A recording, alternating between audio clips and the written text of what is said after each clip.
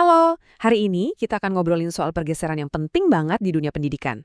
Kita nggak lagi cuma bicara soal, oke, sekolah sudah punya gadget. Tapi lebih dalam lagi, gimana caranya kita pakai alat-alat ini untuk membuat siswa belajar lebih dalam, lebih bermakna.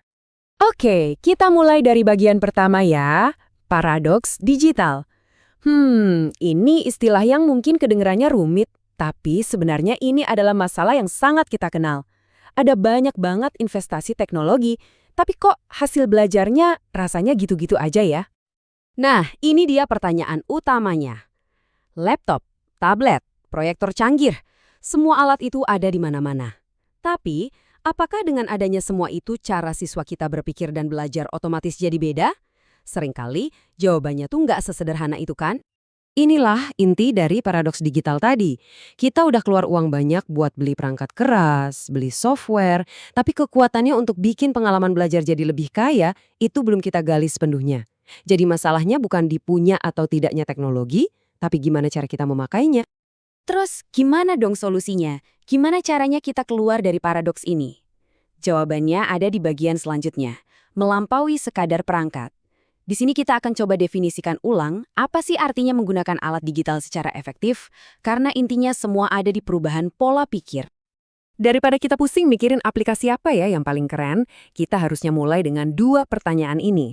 Pertama, teknologi yang kita pakai ini beneran bikin siswa lebih cepat paham nggak? Lebih dalam nggak pemahamannya? Dan yang kedua, yang mungkin lebih penting, teknologi ini membuka cara-cara belajar baru yang dulu nggak mungkin kita lakukan nggak? Nah, yang menarik banget di sini adalah pergeseran fokusnya.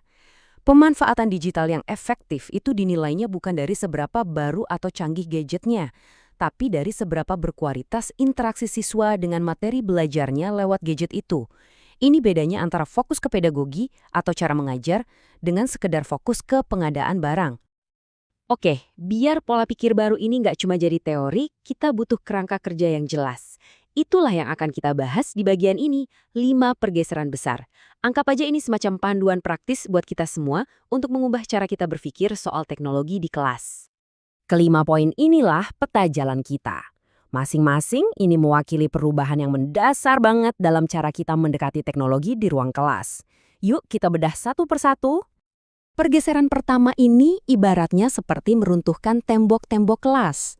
Dengan alat digital, siswa bisa kolaborasi dengan ahli di belahan dunia lain, bisa pamerin proyek mereka ke komunitas, dan bisa melibatkan keluarga dalam proses belajar mereka.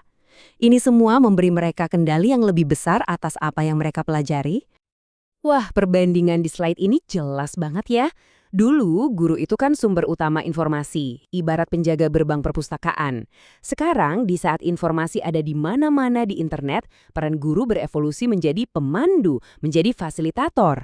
Tugasnya membantu siswa menavigasi lautan informasi, memilah mana yang benar, dan menciptakan sesuatu yang baru dari situ. Ini juga pergeseran yang krusial. Dari yang tadinya belajar pasif, jadi aktif. Siswa nggak lagi cuma duduk manis menerima informasi buat dihafal, tapi mereka didorong untuk menerapkan apa yang mereka pelajari, dipakai untuk memecahkan masalah di dunia nyata, dan membagikan solusi mereka ke orang banyak, bahkan di luar kelas. Kita semua tahu kan, betapa banyaknya pilihan aplikasi dan platform di luar sana. Sampai pusing kadang. Nah, pergeseran keempat ini mengingatkan kita kalau tujuannya itu bukan untuk tahu semua alat. Justru sebaliknya, ini soal membuat pilihan yang strategis. Pilih aja satu atau dua alat yang benar-benar nyambung sama tujuan belajar Anda, lalu kuasai alat itu. Dan yang terakhir, tapi mungkin ini yang paling kuat dampaknya, adalah tentang memberdayakan siswa. Memberi kendali ke tangan mereka. Jadi ketika siswa diberi kebebasan untuk mencari dan memilih sendiri alat digital untuk proyek mereka itu nggak cuma belajar tentang materinya, tapi mereka juga belajar cara belajar. Disinilah inovasi yang sesungguhnya bisa tumbuh. Oke. Tadi kita sudah bahas kerangka berpikirnya ya. Sekarang, gimana sih praktiknya di kelas sehari-hari? Mari kita lihat bagaimana kelima pergeseran tadi bisa kita terapkan di setiap tahap proses pembelajaran. Seperti yang bisa kita lihat di sini, pemanfaatan digital itu bukan cuma tempelan di akhir, tapi terintegrasi di seluruh siklus belajar. Mulai dari perencanaannya, pelaksanaannya di kelas, sampai ke cara kita melakukan penilaian atau assessment. Yuk kita lihat beberapa contoh nyatanya. Misalnya nih, di tahap perencanaan, Guru bisa pakai alat digital untuk merancang proyek yang lebih kompleks dan menarik, bikin konten interaktif kayak kuis atau simulasi, atau bahkan pakai bantuan AI untuk bantu menyusun alur belajar yang lebih personal untuk tiap siswa. Keren kan? Lanjut ke tahap pelaksanaan. Nah, pas proses belajar mengajar, teknologi bisa dipakai untuk kolaborasi online antar siswa secara real-time. Guru juga bisa bikin perpustakaan digital sendiri atau menggunakan elemen-elemen permainan dan multimedia biar belajar jadi jauh lebih seru dan dinamis. Dan terakhir, untuk asesmen. Kita bisa loh bergerak lebih jauh dari sekedar tes pilihan ganda. Bayangkan siswa mengumpulkan karya-karya terbaik mereka dalam sebuah portofolio digital. Atau bahkan pakai AI untuk dapat masukan awal tentang tulisan mereka. Ini mengubah asesmen dari sekedar momen menghakimi menjadi bagian dari proses belajar itu sendiri.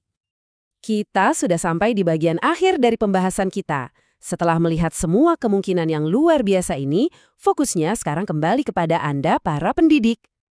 Ini adalah pesan utama yang paling penting untuk kita bawa pulang. Jangan merasa kewalahan atau terbebani. Kuncinya adalah kesengajaan. Pilih alat yang paling masuk akal dengan apa yang ingin Anda capai bersama siswa. Satu pilihan yang bijak, itu dampaknya jauh lebih besar daripada tahu 100 aplikasi tapi cuma di permukaan. Sebagai penutup, saya ingin meninggalkan Anda dengan pertanyaan ini untuk direnungkan. Nggak perlu kok merombak semuanya dalam satu malam. Coba pikirkan satu langkah kecil saja, satu pilihan strategis yang bisa Anda terapkan besok untuk mulai membuka potensi sejati dari pembelajaran digital.